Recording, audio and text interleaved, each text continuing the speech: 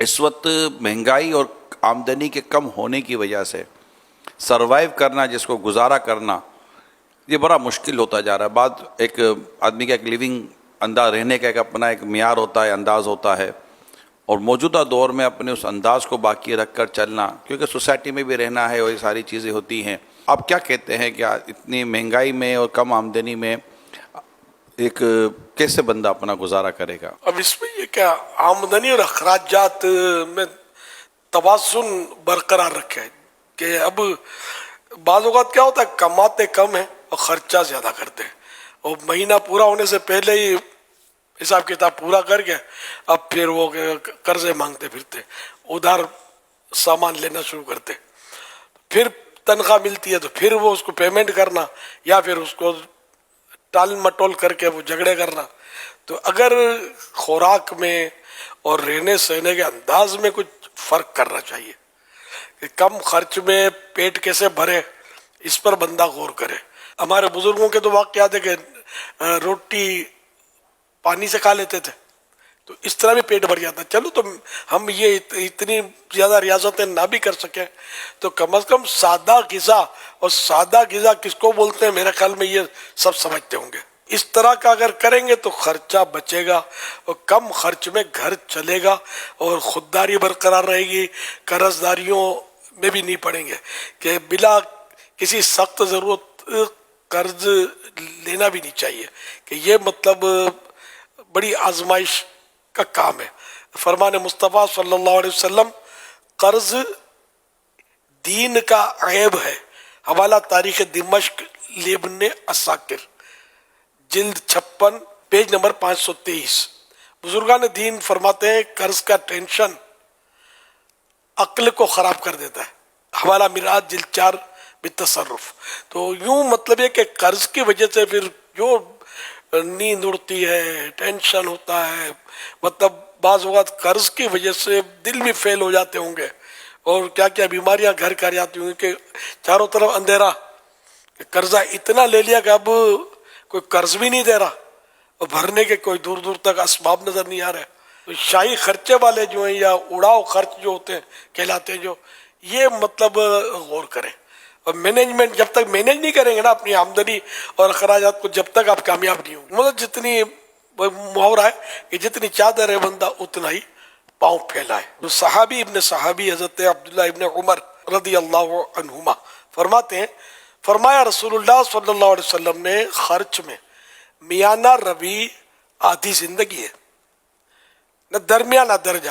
اور حضرت مفتی احمد یار خان رحمۃ اللہ علیہ فرماتے ہیں خوشحالی کا دار و مدار دو چیزوں پر ہے، کمانا، خرچ کرنا. مگر ان دونوں میں خرچ کرنا بہت ہی کمال ہے. کمانا سب جانتے ہیں، خرچ کرنا کوئی کوئی جانتا ہے.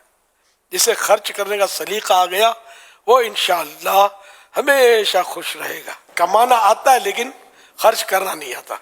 یہ بس وہ نہ کرنے کا خرچہ جہاں نہیں ہوتا وہاں بھی کرتے ہوتے. میں یہ بھی مشورہ دوں گا جو ایوریج فیملیز جو اس وقت سن رہی ہیں کہ آپ ہر تیسرے چوتھے مہینے اپنے بجٹ کو بیٹھ کر ڈسکس کیا کریں، کیونکہ 2-3 مہینوں میں نا کچھ ایکسٹرا چیزیں آنا شروع ہو جاتی ہیں. کچن کی ایکسٹرا آئٹم آنا شروع ہو جاتی ہیں، باتھ روم کے آئٹم آنا شروع ہو جاتی ہیں، کوئی صاف صفائی کی ایکسٹرا آئٹم آنا شروع ہو جاتی ہیں. اگر آپ ہر تیسرے چوتھے مہینے بیٹھ جائیں گے نا کہ یار بجٹ کو آپ نے ڈسکس کریں اور جیسی آمدنی اس کے مطابق کریں تاکہ کچھ ہلکی پھلکی سیونگ ہو کہ کل کو بیماری ہو، پریشانی ہو، اللہ نہ کرے کوئی حادثہ ہو گیا تو پھر کسی سے قرضہ وغیرہ مانگنا نہ پڑے. آگے پیچھے کوئی 2-4 ایسے پیسے پڑے ہوئے ہوں کہ خدا نہ کہتا بچے کو چوٹ لگے اور پھر آپ نے بولے کہ یار ابھی 2-5 ہزار ہی نہیں ہے کہ بچے کی پٹی کروا سکیں. تو یہ سیونگ ایریا بھی تھوڑا آپ کا چلتا رہے گا. تو 2-5-20% اگر ہو سکے تو کوئی سیونگ موڈ کی طرف بھی جائیں تاکہ کسی بھی پریشانی کے وقت مانگنا نہ پڑے کسی سے، اور اللہ کرے کہ ہم ایک اس طرح کی زندگی گزاریں. تو اس طرح کی کچھ اصولوں پر عمل کرنے کی کوشش کریں گے نا تو اور فیملی سپورٹ کرے ایک دوسرے کے ساتھ، اور فرمائشوں کو پروان نہ چڑھنے دیں، اور ضرورتوں کو جہاں بعضوں کا ضرورتیں پوری کرنے کے لیے ہوتا ہے. کہتے ہیں کہ انسان شروع میں ضرورت پوری کرنے کے لیے کماتا ہے، پھر سہولتوں کے لیے کماتا ہے، پھر آسائشوں کے لیے کماتا ہے، اور اس کی یہ لمٹ، یہ اس کی کوئی لمٹ نہیں ہے. بالکل. یہ جن کے ایک مہینہ پورا ہونے سے پہلے ختم ہو جاتا نا پیسہ، وہ سر جوڑ کے بیٹھے کہ آخر کیا وجہ ہے کہ یہ پورا کیوں نہیں پڑ رہا. تو یہ کئی خرچے ایسے ہوں گے کہ جس کو مائنس کر سکتے ہوں گے اور مائنس کر دیں تو پورا ہو جائے گا. ایک حدیث پاک میں جو خرچ میں میانہ روی کرے گا, بیلنس رکھے گا, وہ غریب نہ ہوگا.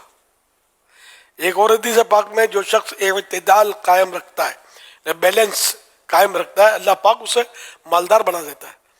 اور جو آدمی ضرورت سے زائد خرچ کرتا ہے, اللہ پاک اسے فقیر کر دیتا ہے.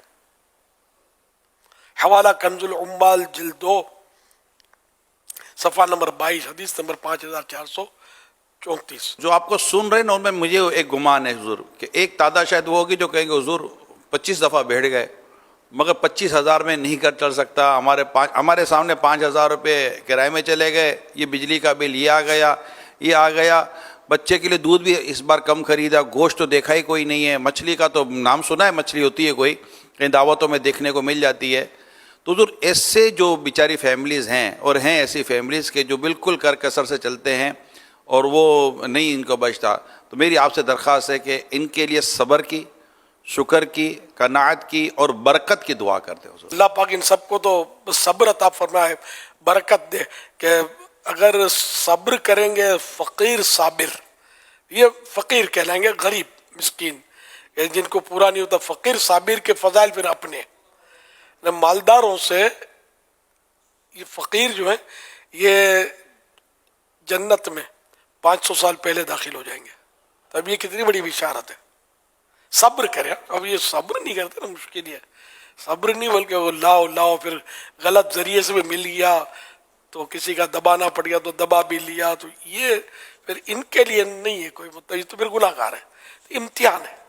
ہمارے اکابرین نے, ہمارے بزرگوں نے ضرورتاً واقع بھی تو کیے ہیں, بغیر کھائے پیے بھی تو گزارے ہیں نا وقت, کم کھایا بچا کر وہ جو بچ گیا روکھا سوکھا گزارا کر لیا اور زندگی گزر گیا. ہم کو اچھا کھانا چاہیے, پھر جو بچ گیا وہ دوسرے دن نہیں چلے گا, بس ہی ہے, ابھی اس کو پھینک دیا.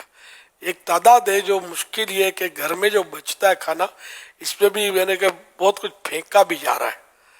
یہ بھی ایک بے برکتی کی ظاہر ہے کہ صورت تو سامنے ہی ہمارے, روٹیاں بچ گئیں وہ پھینک دیں گے, کھانا بچ گیا, سالن بچ گیا وہ پھینک دیں گے. تو انشاءاللہ کوشش کرتے رہیں گے, دعائیں بھی مانگتے رہیں گے, ورد و وظائف بھی ہوتے ہیں اس کے برکت کے لیے, انشاءاللہ ترکیب بن جائے گی.